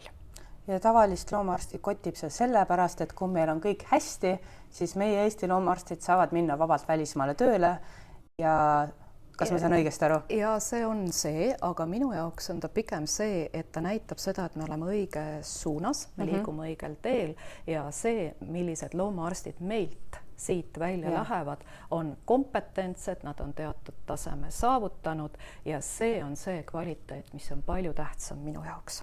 Absoluutselt nõus ja mulle nagu väga meeldib, kui Eesti loomaarstid käivad väljamaal ennast täiendamas ja ikka nagu väga hästi täiendamas. Tulge tagasi. Nii väga me ootame tagasi ja kurb on see, et alati ei ole ju nii spetsialiseerunud loomaarstil enam tööd siin, sest Eesti on väike. Meil ei pruugi olla sellist patsientigi või siis ei ole olemas, või tähendab, et ei ole patsiendi omanikul ressursse seda võimalust, seda ja kindlasti. Et seda kõike pakkuda, et ma usun, et sellest kompuutertomograafiast lastaks hea meelega absoluutselt iga loom läbi, eks ole, see väga põnev õppimise moment. Mida sina isiklikult pidid nüüd siis kõik ära tegema, et see akrediteering nüüd positiivselt suunaga me nagu... Et see ei ole ühe inimese töö. See on väga paljude inimeste töö, et seda asja üldse saavutada ja läbi viia. Aga siin on nagu kaks poolt, kui minust rääkida. Esiteks ongi see, et minu enda huvi, see hariduse ja kvaliteedi valdkond ja kõik see, et see nagu võimendus tänu sellele protsessile veelgi ja mulle lihtsalt pakkus see endale väga-väga huvi. Ja ma õppisin kohutavalt palju. No vaata jälle, sul oli initsiatiiv ja huvi õppida ja nüüd on see, et õppisid. Ja nüüd ma loodan, et ma saan selle õpitud kogemusega minna edasi, aga seda ma veel ära ei taha sõnuda. Aga jaa, mis see tähendab? See tähendabki seda, et nagu ma ütlesin, iga 7 aasta tagant toimub see kohtvisiit. Ehk tullakse, siis komisjon tuleb koha peale ja kontrollib, kas see on vastab tõele, mida me oleme enesehinnangu raportis kirjeldanud. Ja enne seda visiiti umbes aasta enne hakatakse siis kokku panema väga kindlatele standarditele vastavat enesehinnangu raportit. Erinevad peatükid alates finantsidest kuni tudengite heaoluni, eks ole, kõik teemad tuleb ära kirjutleda. Kõige tähtsam on muidugi õppekava kui selline ja see on hästi reglementeeritud, seal on ette antud, millele tuleb vastata. Ja see ongi see, et siis sa pead oma inimesi viima selle kõigega kurssi uuesti, et mis asi see on, mida me teeme, millised on protsessid, mis hakkab juhtuma. Väga paljud võib-olla 7 aastat tagasi, ma ei tea, ei mäletagi enam, mis oli, eks ole. Ja kõik see, nagu see kaasamise pool on see teine, eriti see õppejõudude pool. Ja kui ma enne ütlesin, et miks ma julgen ka öelda, et kõik meie tudengid saavad need esimese päeva pädevused, mis on siis EAV poolt, jälle üldistan EAV poolt kokku pandud, mida tudeng peab lõpetaja siis omandama, et kõik meie õppeained on kaardistatud, õpiväljundid ja on kaardistatud siis vastavalt nendele esimese päeva pädevustele ja me oleme ilusti selle mappingu teinud ja me nii ilusti kõik need katame ära, et see on nagu, sellepärast ma ütlengi, et tudengid lähevad välja kõik saane, mis nad vajavad. See on ikkagi selline 2-aastane protsess kokkuvõttes, sest ma mäletan, et ma olin veel õppemetoodika komisjonis, kui hakati sellest alles rääkima ja minu arust ma ei ole juba tükk aega seal, ja tegelikult nüüd alles sai see asi läbi. Jaa, aga siin ongi niimoodi, et see ei ole niimoodi, et 7 aastat ja siis siin on vaheraporteid, mida tuleb esitada, kui ma nüüd peast ei eksi, praegu on vist isegi 1, 3 ja 5 need aastad, kui sa pead kirjeldama seda, mis sa oled vahepeal teinud. Ja pidevalt selline aruandlus ja olgem ausad, eks see on ka päris korralik bürokraatia. Et seda ka kohati natukene kritiseeritakse. Et ja kõik inglise keeles, eks ole? Ja seda muidugi, aga jah, et see töömaht ja juba mingite tabelite kokkupanek on ikka päevi kestev protsess, kui mitte nädalaid. Mis olid need hetked, kus sa vaatasid, et mulle aitab kõik, ma lähen ära, mulle aitab, ma ei taha enam mitte midagi teha, saagi ise hakkama. Neid oli ikka. See oligi, kui kevadel mul on patfüsioloogia kursus, mida varem õpetas Toomas Tiirets. Täna ma ei tee. Ei tee. No vot, sa ei teagi kõike. Ei tea, ei, ma mõtlen, et millest kõigest need tudengid ilma jäävad ja teistpidi, mis nad nüüd kõik saavad. Ja, eks siin on ja ta loomulikult teatud asju veel teeb, aga jah, selline üldine foon on minul ja see oligi see kevad, et kui see kursus kestab terve semestri, samal ajal on õppetöö, kõik muud asjad, suhteliselt väiksed lapsed ja siis oli see raporti kokkupanek, mingid asjad ikkagi tuleb välja, ei toimi õigel ajal nii nagu peavad, eks ole, me kõik oleme inimesed. Tähtaegades kinni ei peeta. Ja noh, eks see suvi läks ka suurenisti, et kuna 6. august oli meil enesehinnangu raporti esitamise tähtaeg, siis noh, see oli kogu aeg silme ees. Sinna see kõik läks, jah. Oh, jumal, aitäh sulle selle töö eest. Aga väga hea meeskond oli meil. Tänu sellele me jõudsime valmis ja võt ongi niimoodi, et öeldakse ühest küljest, et see raporti kirjutamine on meeskonnatöö ja ta on. Sellepärast, et seda sisendit, pisidetaile sa pead küsima väga paljude inimeste käest. Aga selle lõppversiooni kokkupanek jääb jah ikkagi kuskil 2-3 inimese kanda. Ja siis see järgmine samm ongi see, et sul tuleb hakata ette valmistama seda visiidinädalat, kui tuleb see komisjon siia. Ja see on 8-liikmeline komisjon ja seal on siis erinevate erialade valdkondade eksperdid, ala baasteadused, kliinilised teadused, eks ole, kvaliteedisüsteemi hindab eraldi inimene, kõik toiduhügieeniga on eraldi inimene ja siis nad kokku moodustavad. Isegi tudeng oli, tudengekspert on, kes siis himbub tudengite sisse ja üritab. Ja nende eesmärk ongi siis see, et vaadata just nagu ma ütlesin, et kas see kirjapandu vastab tõelisusele ja leida üles need kitsaskohad ja anda nõu. Et nad ei ole mingi hirmuäratav repressiivorgan, et nad on tõesti selline, kelle töö ongi otsida. Aga viisakalt, väga kenasti ja viisakalt, see on nagu hästi oluline. Just tegelikult kõik tahavad aidata, et ei ole niimoodi, ma arvan, et ka riigiasutused, kes täna veterinaarset olukorda siin kas kaardistavad või edendavad või kontrollivad, et tegelikult tahavad aidata. Et ei ole sellist olukorda, et me tuleme siia ära tegema. Aga kui teed halvasti, no siis võib-olla peabki mitu korda niimoodi näitama, et kuule, et me juba eelmine kord rääkisime, palun tee korda.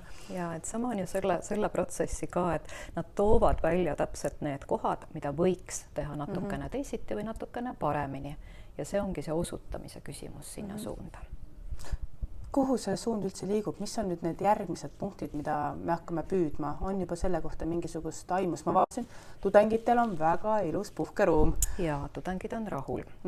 Vaatega puhkeruum, ma vaatasin, kui ikka nagu täitsa ilus. Ja et tudengitel on natukenegi, et kuna meie majas on väga kitsas ja meil see ruumipuudus ei ole saladus, et jah, tudengid said endale pisikese nurgakese lõpuks, kus ometi õppida ja süüa ja olla. Et see on üks pool. Aga teine pool, mis tegelikult tuleneb Eesti kõrghariduse maastikumuutustest, on see, et aastaks 2028 peab igasse õppeainesse olema sisse viidud õpiväljundistesse teatud siis nii-öelda pehme oskus. Või siis professionaalne oskus on natuke teine mõiste, aga noh, mis need on? Suhtlemisoskus, meeskonnatöö, kas või tehisaru, mis iganes. Mulle tundub see nii elementaarne, sest et see on see baas, millel kogu see ülejäänud praktiline elu koos püsib ja seda on väga-väga vaja. Ja tegelikult tundub nii naljakas, et selliseid asju ei õpetata või kuidagi, ma ei tea, kas lasteaed või kool või kus kohast me peaksime neid õppima. YouTube'ist, jah. YouTube. Aga õnneks on tegelikult niimoodi, et nii naljakas, kui see ka pole, me tegelikult õpetame.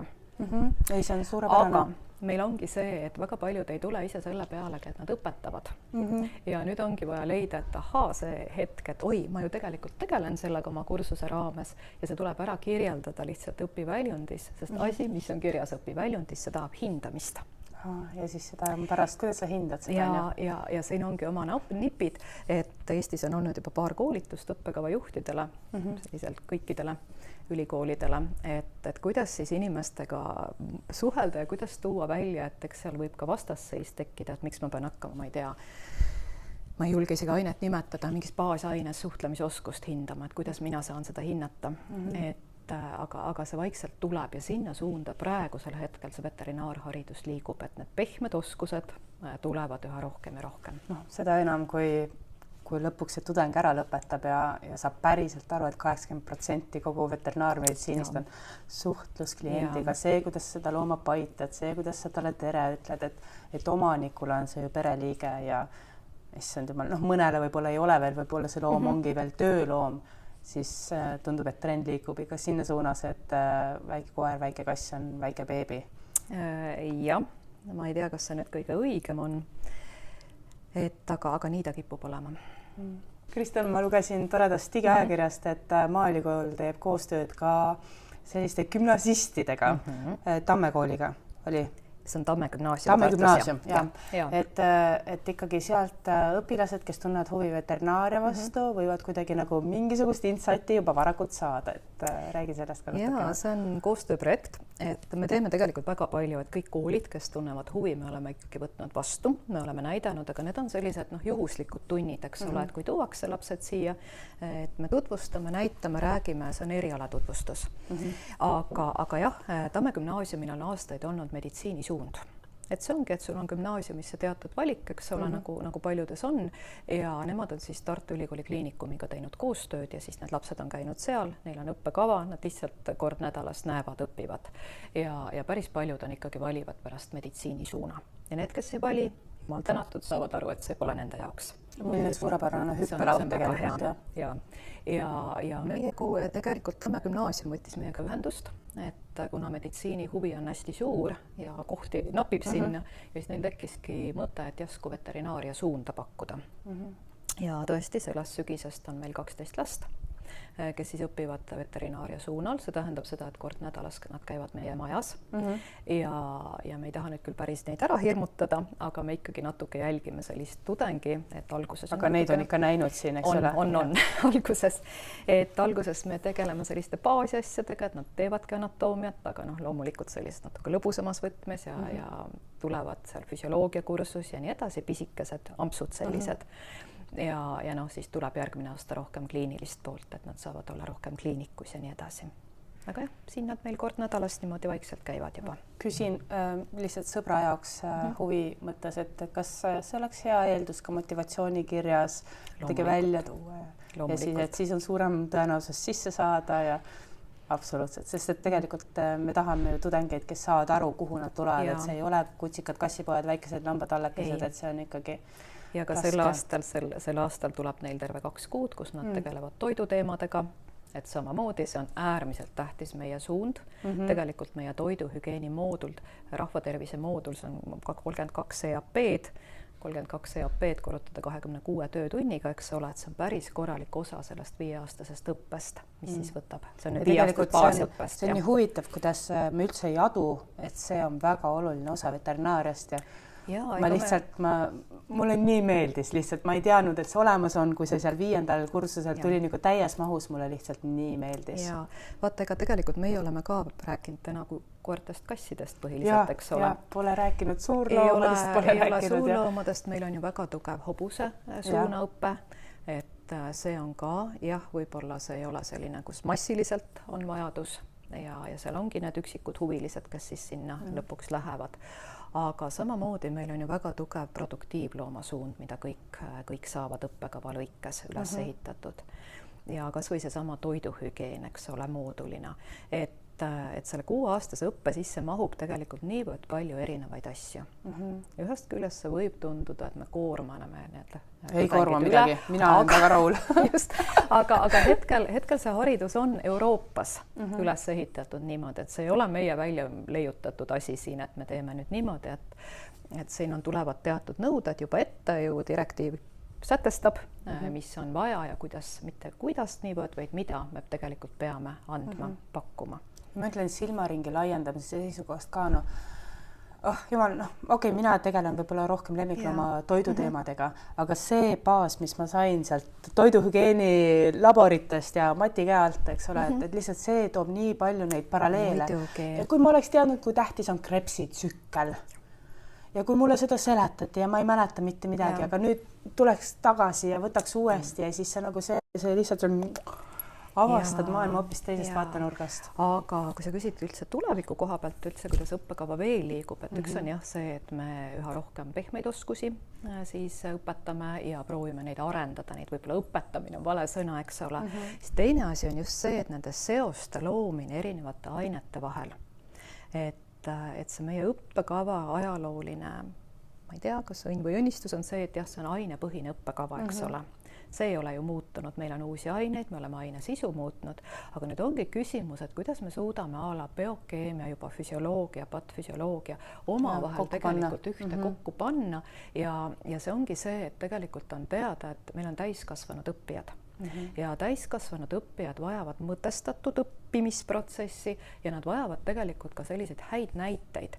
Et sul peaks kogu aeg olema, et isegi kui sa õpetad prekliinilisi aineid, seal peab olema see seos, et sul ajus kujuneb välja, et miks mul seda tegelikult vaja on. Ja see oleks mul üldse teine missioon, kui kõik prekliinilist ainetud õppejõud nüüd kuulevad, eks ole, aga et just, et kuidas me saame seda elu rohkem nendesse baasainetesse sisse tuua. Ja see on see asi, mida ma olen ise kogu aeg mõelnud, et kui ma oleks siis aru saanud, miks see vajalik on, kui õppejõud oleks suutnud ära seletada just sama krepsisükkel, et seda on vaja selleks, et sa saaksid aru, kuidas süsivesikutest saavad valgud ja valkudest, et see tuleb tulevikus kasuks, et mis asi on kaalium-naatriumpump, et just see nagu et mis ta on reaalses elus, mida see tähendab, see teadmine, kus sul seda vaja läheb.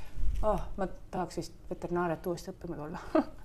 No vaatame, mul tuli praegu meelde üks näide, et kus mul tegid tudengid näidendi, et see oli küll kopsuhaiguste patofüsioloogia, tegid nii ägeda näidendi, et ma usun, et neile eluks ajaks kopsuturse seost nüüd meelde.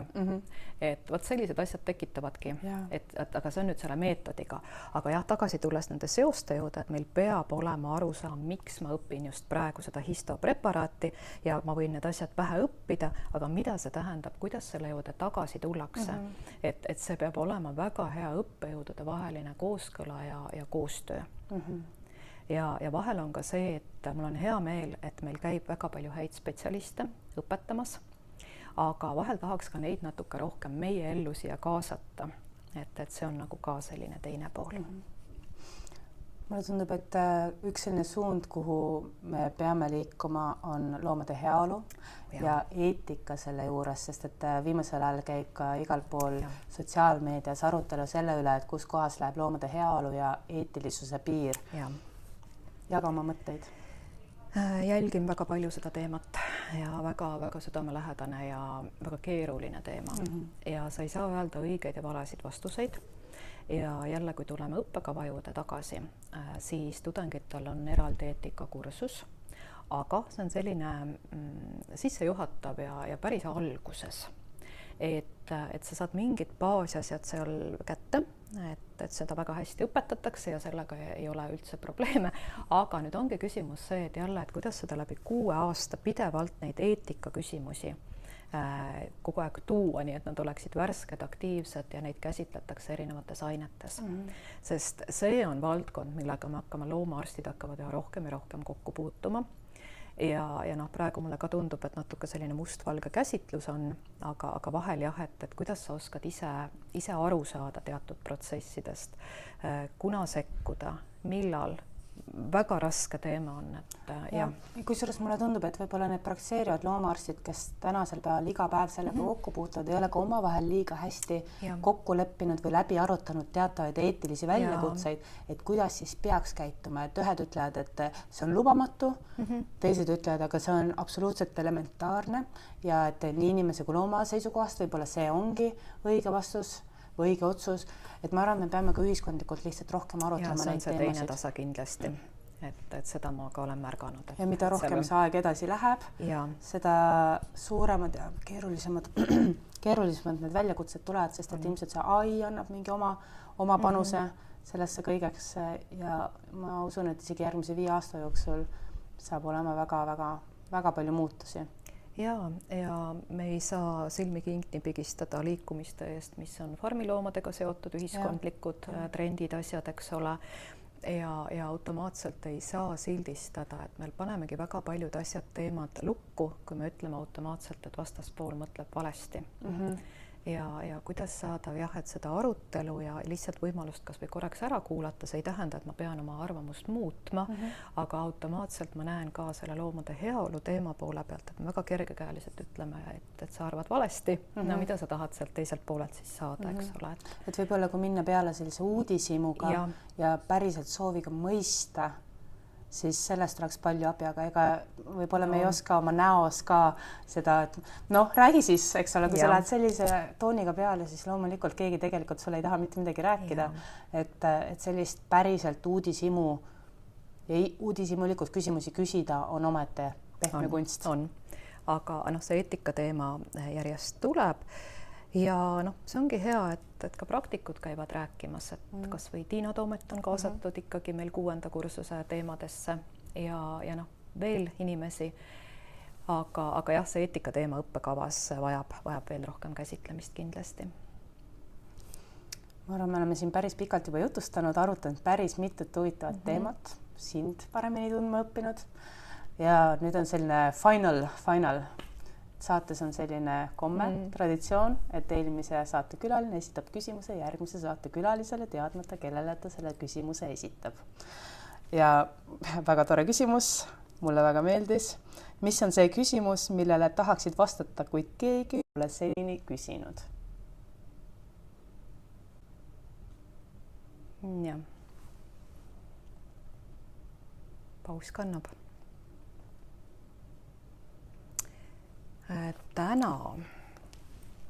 Kui tänast konteksti mõelda, mida keegi ei ole küsinud. Julia, ma ei tea. Ma tõesti praegu ei tea. Jah, ega ta ei ole vaata niisugune lihtne küsimus. Ei ole. Millest ei rääkimata. Sest me tegime ju alati pausi seal, kus me tahtsime, et saaks midagi veel rääkida või meenutada, aga tead, ma küsin siis niimoodi, mida Kristel vajab tänasel päeval? Mitte täna, aga üldiselt, mida Kristel vajab? Mida ma vajan tööalaselt? Üldse? Räägime tööst praegu. No, aga nüüd tahaks nii väga seda eraeluga kuulda. Eraelus ma vajan praegu lihtsalt võib-olla peale seda akrediteerimist veel natukene aega, et tasa teha seda kaotatud aega lastele, et see on päriselt, ja seda ma praegu olen ka võtnud teadlikult nüüd. Ja ma loodan, et mu vanemal pojal ei kao soov, nähes minu seda viimast aastat saada loomateadlaseks, mida ta hullult tahab kelleks saada. Aga tööalaselt on vaja ümber usaldusväärseid ja head inimesi. Ja kui sul on inimesed ümber, siis sa võid teha mida tahes. See on põhiline. Ja siis saavad unistused ka ellu viidud. Et kui on meeskond ja kes tahavad päriselt asju teha. Ma ütleks nii, et prekliiniliste ainete juhid, hoidke oma kepp ja müts, olge valmis Kristelile vastu tulema ja tehke ära. Sest et ega muutused ei meeldi kellegile, aga muutused tehakse selleks, et neid on vaja teha, sest et muidu me ei arene, ei õpi ja me ei saa seda paremat Eestit. Me ei saa seda paremat õppekava ja paremat õpet, aga meil on samas väga hästi ikkagi, mis ei tähenda, et me ei saa paremaks. Aitäh sulle, et sa leidsid selle aja. Aitäh sulle. Ma leian, et kogu see osa oli hästi silmi avav ja kui ma seda saadet üle kuulasin, siis ma sain aru, miks Kristel on väga hea õppejõud, et ta räägib selgelt, tal mõte jookseb hästi ja see arutelu, mis meil tekkis, ma tõesti väga-väga hindan seda. Nii et palun väga, mis kommentaarid, mis mõtted tekivad, kas sa tahad äkki jagada ideid või mõtteid, kuidas loomaarsti tudengite vastuvõtuprotsess võiks olla parem või sujuvam, kuigi peab tunnistama, et praegu see töötab. Või sa tahad rääkida sellest, kuidas oleks hea üks lõpetanud, vast alustanud loomaarst töökeskkonda vastu võtta. Ja samuti, kui keegi tunneb, et ta hullult tahaks panustada uute mikrofonide ostmisesse, siis kogu info on siin allpool, sest et need äpardused on kohutavad ja ma tõesti mõistan seda. Igal juhul, aitäh, et kuulasid, kui osa oli sulle huvitav, jaga seda sõpradega, kommenteeri, anna ideid ja näeme juba järgmine kord.